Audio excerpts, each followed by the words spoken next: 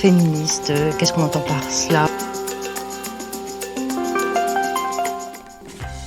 L'accès à l'avortement est l'un des sujets les plus controversés dans le monde. Chaque année, une grossesse sur 4 se termine par un avortement.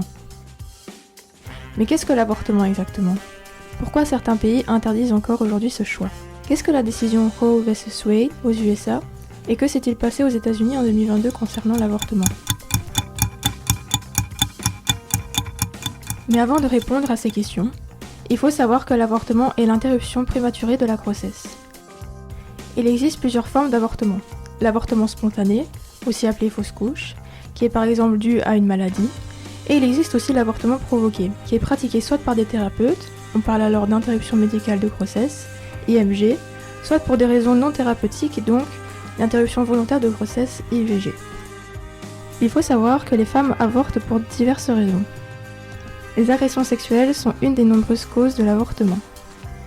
Certaines personnes connaissent des problèmes financiers et craignent de ne pas offrir les meilleurs soins pour l'enfant.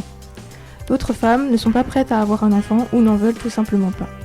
Et malgré le fait qu'elles prennent des moyens de contraception, aucune méthode contraceptive n'est fiable à 100%. Le risque zéro de tomber enceinte n'existe pas. Parfois, il se peut que le fœtus ne se développe pas comme il devrait et peut représenter un danger pour la mère. L'avortement est, dans certains pays, considéré comme un crime contre l'ordre des familles et de la moralité publique et est dès lors interdit. Alors qu'en réalité, le fait d'avorter n'est pas un crime car le fœtus n'est pas encore considéré comme un être humain. Souvent, l'interdiction de l'avortement est liée à la religion. Le fait d'avorter pour les croyants est un péché contre la volonté de Dieu car il représente une tentative d'intervention en lieu et place des instances divines et détentrices des pouvoirs de vie et de mort. Malheureusement, à cause de ces interdictions, il y a des conséquences. Les femmes avortent clandestinement, ce qui peut mettre leur vie en danger. Une femme sur 10 meurt chaque jour des suites d'un avortement mal fait, d'une septicémie ou autre complication.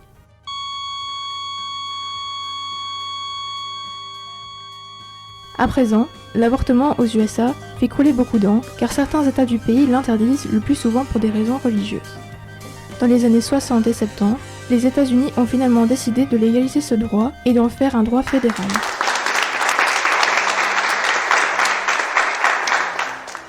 Mais le vendredi 24 juin 2022, après la décision de la Cour suprême des États-Unis qui élimine l'arrêt de Roe vs Wade, les États américains peuvent autoriser ou interdire eux-mêmes le droit à l'avortement. Là, je suis vraiment fâchée. Mais qu'est-ce que le Roe vs Wade ? C'est une décision historique rendue par la Cour suprême américaine en 1973 sur la question de la légalité des lois qui criminalisent ou restreignent l'accès à l'avortement. Certains États américains, comme la Louisiane, le Missouri, le Mississippi, le Texas ou encore le Kentucky, interdisent le droit d'avorter.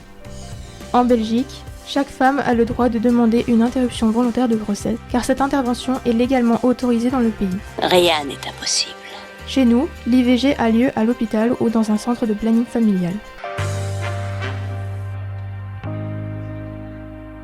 Être femme, ce n'est pas une donnée naturelle.